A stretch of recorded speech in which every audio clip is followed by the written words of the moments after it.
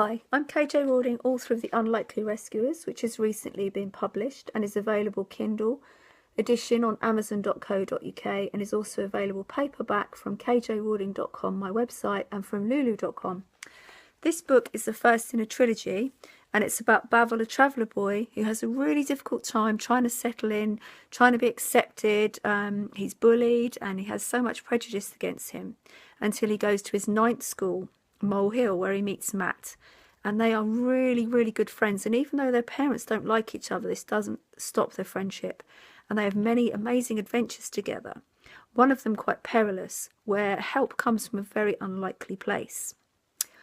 This book was inspired by my son Alfie, who was very unhappy in year 3, struggling with difficulties he had and differences he had, and he ended up quite down. And so I moved him into a school in Waterlooville, where the children there were struggling with major life situations and showed so much resilience that Bavol was born of this, in honour of this.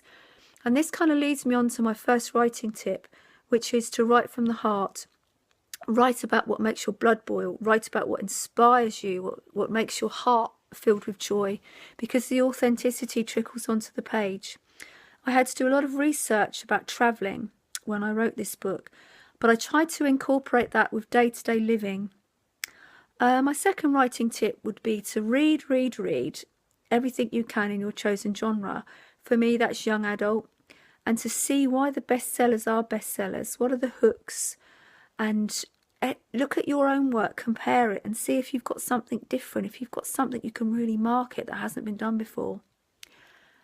My third tip would be to edit your work thoroughly, to macro and micro edit, and then when it's as good as it can be, to send it off to an editor so it looks really professional.